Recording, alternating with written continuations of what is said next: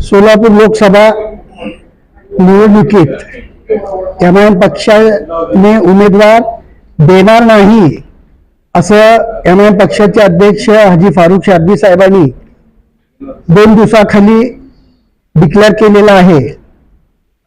या निर्णयाचं मी कोमारो सय्यद, रियाज सय्यद, रेशमा आपा मुल्ला, तौशिफ काजी आम्ही या निर्णयाचं स्वागत करतो. आणि हे निर्णय घेण्यासाठी एवढं वेळ का लागला? जे भाजपला मदत होईल, आपण म्हणता की संविधानाच्या रक्षणासाठी आम्ही हे निर्णय घेतलं. आम्ही गेल्या 20-25 दिवसापासून आपल्याला समजून सांगत होतो, सर्व माहिती देत होतो, शहरात समाजात काय पोझिशन आहे, पक्षाची वातावरण काय आहे. मग त्यावेळेस तुम्हाला कळालं नाही का? त्यावेळेस विचार का केला नाही या गोष्टीचं? आम्ही विचार सांगत असतानाही तुम्ही उमेदवार हुडकत होता, उमेदवाराची भेटी घेत होता, मीडिया थ्रू चॅलेंज देत होता की आम्ही उमेदवार देणारच आहोत. मग आता अचानक काय झालं?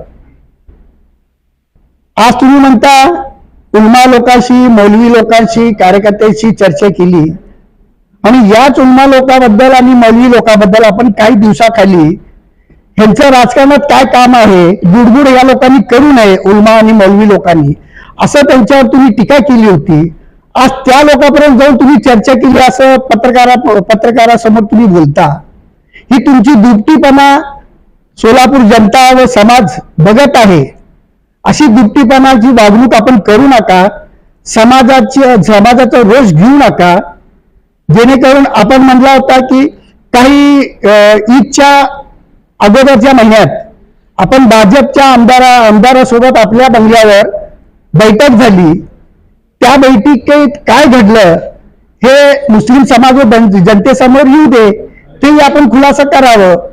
त्यानंतर रमजानच्या पवित्र महिन्यात चांद्राच्या दिवशी आपल्या घरी काँग्रेसचे राष्ट्रीय नेते व काही नेते यांच्यासोबत आणि आपला एक पदाधिकारी याच्यासोबत आपण बैठक घेतली. त्याच्यानंतर काही दिवसाच्या अंतरात आणखीन एक काँग्रेसच्या नेत्याबरोबर आपली राष्ट्रीय नेत्याबरोबर बैठक झाली. या बैठकीत काय घडलं, कुठलं अर्थपूर्ण कारण व्यवहार काय झालेला आहे का, असा संशय सोलापुरातील मुस्लिम समाजाला व जनतेला आहे. तर त्याचा खुलासा आपण करावं. हीच गोष्ट आम्ही सांगत असताना का कळेल नाही? जेणेकरून असं वाटतंय की आपल्या काही पदाधिकाऱ्यांना अर्थकारणाचं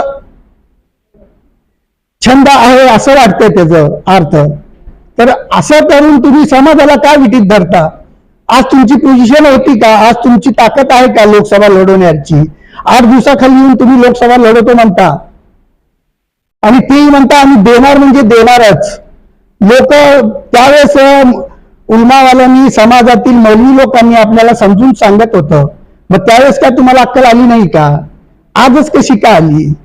तर ह्याचा अर्थ असं वाटतंय की आपण कुठेतरी ऍडजस्टमेंट झालात आणि त्याच्यानंतर आपण आपला निर्णय पाठीमागे घेत आहात, असा एक समाजात मेसेज गेलेला आहे. तर ह्याचा खुलासा, ह्याचं स्पष्टीकरण आपण समाजाला द्यावं, अशी आम्ही आमच्या चौघाकडून एक विनंती आम्ही एमआयएम पक्षाला करीत आहोत.